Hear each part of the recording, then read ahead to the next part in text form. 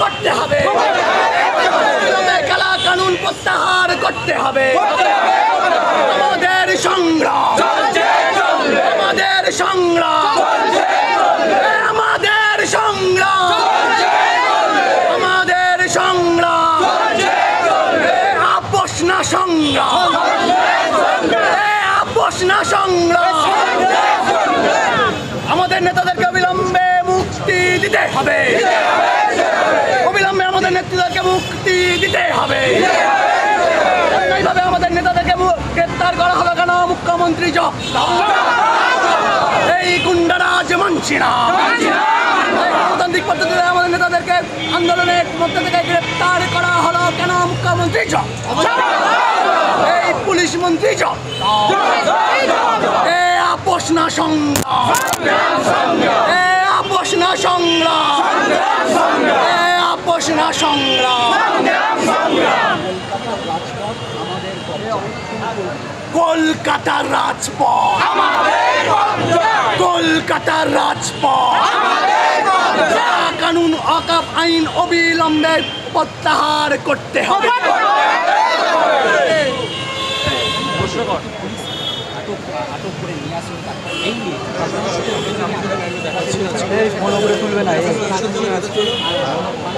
জোরে বলবেন স্যার।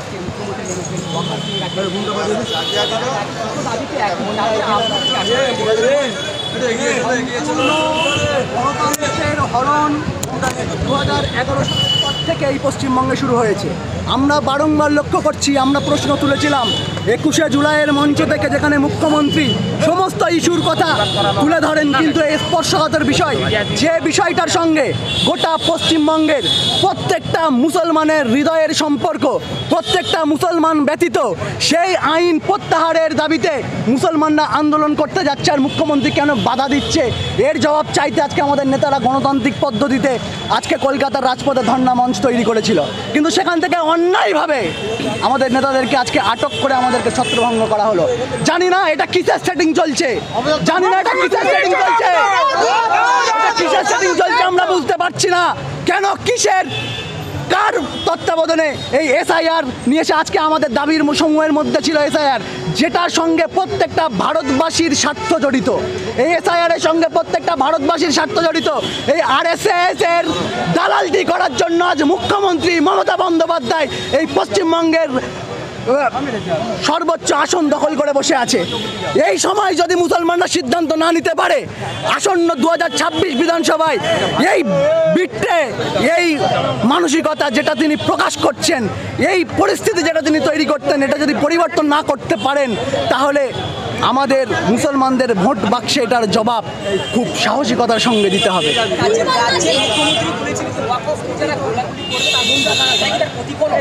অবশ্যই এটাই তার প্রতিফলন, হিংসাত্মক রাজনীতি। তিনি সামান্য ওষুধের দাম বাড়ছে সেটা নিয়ে কলকাতার রাজপথ অবরোধ করে দিচ্ছে, তিনি জনগণের ভোগান্তি স্বীকার করাচ্ছে, যানবাহনের জট তৈরি হচ্ছে। তিনি চুন থেকে পান থেকে চুন খুঁজলেই তিনি আন্দোলনে নামেন। তিনি যখন বিরোধী ছিলেন তখন কথায় কথায় ধর্মঘট, কথায় কথায় অনশন, তিনি আন্দোলন করে তিনি আজকে নিজের জায়গা তৈরি করেছেন। আর আজকে কেন আন্দোলনকারীদের প্রতি তার এত হিংসা, এত ঈর্ষার কিসের? নির্মল মাঝি মুখ্যমন্ত্রীর সঙ্গে আল্লাহর তুলনা করেছে, এই বিষয়টিকে কিভাবে দেখছেন? আরেকবার। নির্মল মাঝি মুখ্যমন্ত্রীর সঙ্গে আল্লাহর তুলনা করেছে, এই বিষয়টিকে কিভাবে দেখছেন? ওরা আরো কিছু মুসলমানদের হৃদয়কে ব্যথিত করে দেওয়ার জন্য, চিড়ে দেওয়ার জন্য আরো অনেক ভয়ঙ্কর কথা বলতে পারে। তাই মুসলমানদেরকে এখনই সচেতন হতে হবে, এখনই সাবধান হতে হবে এবং এর জবাব দিতে হবে গণতান্ত্রিক প্রক্রিয়ায়, ভোট বাক্সে। আজকে কি নেতা? অবশ্যই আমাদের নেতৃত্বরা যতক্ষণ না বেরোচ্ছে ততক্ষণ এখান থেকে আমরা কেউ একটা পাও তুলবো না। তুলবেন আপনারা? একটাও পা তুলবো না। যদি গ্রেফতার করতে হয়, দেখবো জেলে কত জায়গা আছে, আমাদের গ্রেফতার করতে হবে। মমতা ব্যানার্জির জেলে কত জায়গা আছে দেখবো আমরা। এই কালা কানুনের বিরুদ্ধে আমরা শপথ নিয়েছিলাম যে মারতে দাম দেখ আমরা লড়ে যাবো, মারতে দাম দেখ লড়ে যাবো, আমরা প্রাণ বলিদান করার জন্য প্রস্তুত। এই গ্রেফতার আমাদের কাছে কোনো কিছুই না, এই গ্রেফতার আমাদের কাছে হাতের ময়লা। আমরা এর জন্য প্রাণ বলিদান দিতে প্রস্তুত, কারণ এর সঙ্গে আমাদের ধর্মীয় ভাবাবেগ সংযুক্ত, আমাদের ধর্মীয় ভাবাবেগ সংযুক্ত। আমাদের মসজিদ, আমাদের কবরস্থান তারা বেদখল করার জন্য আজ তারা এই কালা কানুন এনে নরেন্দ্র মোদী আজকে আমাদেরকে দমিয়ে দেওয়ার চেষ্টা করছে, আমাদেরকে পিছিয়ে দেওয়ার চেষ্টা করছে সর্বক্ষেত্রে। আর তার প্রধান সাহায্যকারী হিসেবে কাজ করছে এই মাননীয় মুখ্যমন্ত্রী মমতা বন্দ্যোপাধ্যায়। পরবর্তী কি পদক্ষেপ রয়েছে? এটা তো শুরু, স্তব্ধ হয়ে যাবে কলকাতা, এটা শুরু। প্রত্যেকটা বাড়ি বাড়ি থেকে মা বোনেরা বেরোবে। আমাদেরকে ওই তিনি সভামঞ্চ থেকে বলে দিয়েছিলেন না দিল্লি থেকে আন্দোলন করতে হবে, এই ভয় দেখানোর রাজনীতি, গণতন্ত্রের বিপক্ষে যারা রাজনীতি তিনি বহুদিন থেকে করে আসছেন। এর বিরুদ্ধে অবশ্যই যতক্ষণ না এই কালা কানুন প্রত্যাহার হচ্ছে ততক্ষণ আমাদের এই আন্দোলন চলতে থাকবে ইনশাল্লাহ। ছাড়তেই হবে, নইলে পাড়ায় পাড়ায় জেলায় জেলায় বুথে বুথে অবরোধ হবে, বুথে বুথে আগুন জ্বলবে। যদি আমাদের এই নেতৃত্বরা এই ওয়াকাফ কালা কানুন এই প্রত্যাহারের দাবিতে যে নেতৃত্বদের আন্দোলনের মাধ্যমে যাদেরকে গ্রেপ্তার করা হয়েছে যদি গ্রেপ্তারেরা যদি ছাড়া না পায়,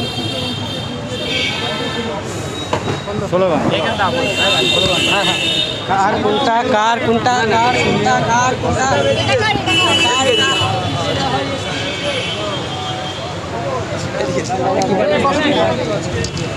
এডিট ফেডিট করার সময় নেই, সব লাইভ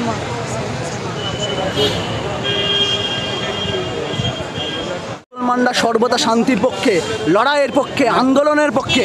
মুসলমানরা নিজেদের ধর্ম প্রতিষ্ঠা করেছে লড়াইয়ের মাধ্যমে। আমাদের রসুল হজরত মুহাম্মদ সাল্লাল্লাহু আলাইহি ওয়াসাল্লাম তিনি শিখিয়ে দিয়েছেন লড়াইভাবে কীভাবে করতে হয়। আমরা সালাউদ্দিন আইয়ুবির উত্তরসূরি, আমরা উমর খালিদের উত্তরসূরি। আমাদেরকে থমকানো, আমাদেরকে চমকানো এত সহজ নয়।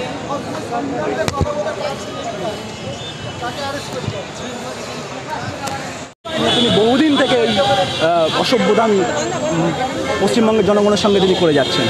মুখ্যমন্ত্রী বলেছিলেন যারা ওয়াকফ আইন নিয়ে বাংলায় কোনো প্রবলেম নেই, আন্দোলন যদি করতে হয় তাহলে দিল্লিতে গিয়ে করুন। বাংলা কি ওনার বাপের জায়গা? বাংলা ওনার বাপের জায়গা?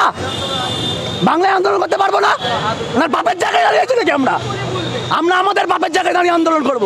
আমরা কি করবো সেটা আমাদের গণতান্ত্রিক অধিকার। আজকের দিনে পুলিশের ভূমিকা নিয়ে কি বলবেন? যেভাবে আপনাদের আন্দোলনকারীদের গুন্ডারাজ, পরিষ্কার গুন্ডারাজ, বাহিনী রাজ করাচ্ছে, পরিষ্কার গুন্ডারাজ। আমাদের বিরোধিতা ছিল কেন্দ্র সরকারের বিরুদ্ধে, কিন্তু যেভাবে রাজ্য সরকার হেনস্থা করলো কি বলবো? যেখানে স্পষ্ট হয়ে যাচ্ছে সিটিং স্পট। কেন কেন্দ্র সরকারের বিরুদ্ধে তো তিনি প্রকাশ্যে বলেন যে আমি বিজেপির বিরুদ্ধে, কিন্তু তারপরও কেন উনি এরকম পরিস্থিতি তৈরি করছেন? তারপরও কেন কেন্দ্র সরকারের বিরুদ্ধে যখন আমাদের সমাজ, আমাদের নেতৃত্বরা যখন যাচ্ছেন তিনি কেন বিরোধিতা করছেন? এখানে তো স্পষ্ট হয়ে যাচ্ছে ওনার সেটিং নীতি। আপনাদের বিক্ষোভ কতক্ষণ চলবে এখানে? যতক্ষণ আমাদের নেতৃত্বরা এখান থেকে মুক্তি পাচ্ছে ততক্ষণ চলবে।